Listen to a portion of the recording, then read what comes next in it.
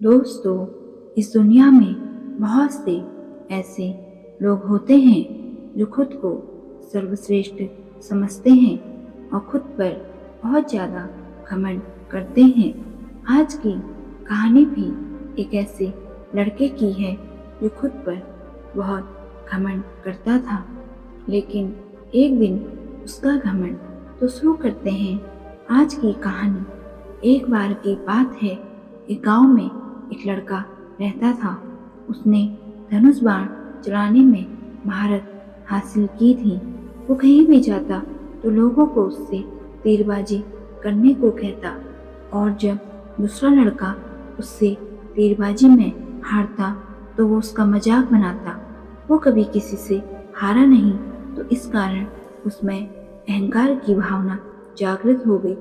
एक बार उसने एक मशहूर जैन मास्टर को चुनौती देने का सोचा और सुबह होते ही उस मठ में पहुंच गया जहां जैन मास्टर रहते थे।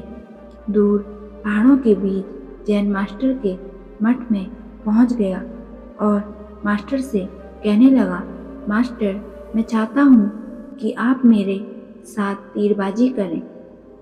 ये मैं आपको चुनौती दे रहा हूँ। चुनौती शब्द सुनते ही जैन मास्टर ने उस लड़के की चुनौती स्वीकार कर ली। अब प्रतियोगिता शुरू हुई। उस लड़के ने पहली कोशिश में ही दूर रखे लक्ष्य के ठीक बीचों बीच निशाना लगा दिया और दूसरी कोशिश में उसने लक्ष्य में रखे तीर को ही फेर डाला। अपनी निपुणता में अहंकार करते हुए लड़का जैन मास्टर से कहने लगा, अब बताओ मास्टर, क्या आप मुझसे बेहतर तीरबाजी कर सकते हैं?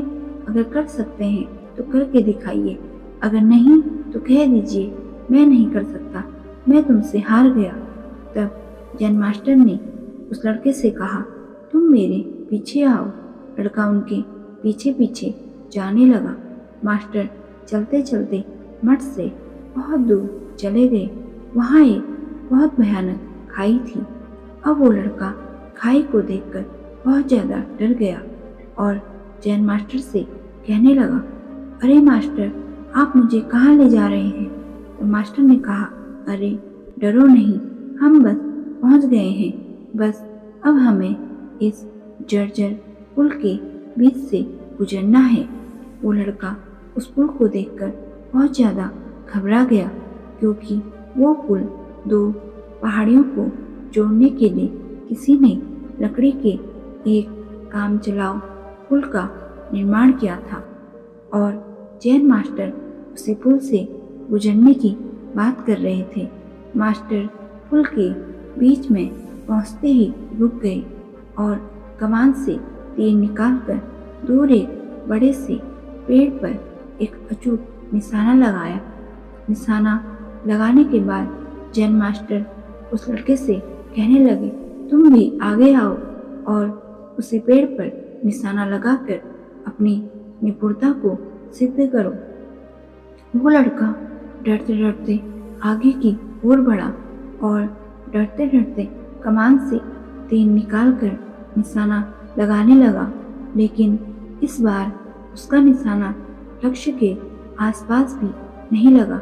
ये देखकर वो लड़का बहुत मायूस हो गया और उसने हार मान ली।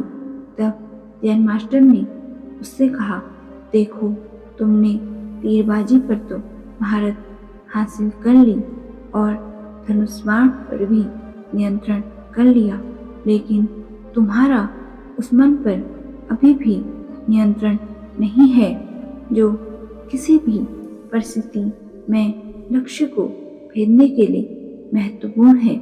इस बात को हमेशा याद रखना कि जब तक मनुष्य के अंदर सीखने की जिज्ञासा होगी तब तक उसके ज्ञान में वृद्धि होगी, परंतु जब उसमें सर्वश्रेष्ठ होने का घमंड जागृत हो जाएगा तभी से उसका नाश प्रारंभ हो जाएगा।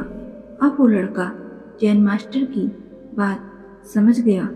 उसे एहसास हो गया था कि उसका धनुर्विद्या का ज्ञान बस अनुकूल परिस्थितियों में ही काम आता है और उसे अभी बहुत कुछ सीखना है।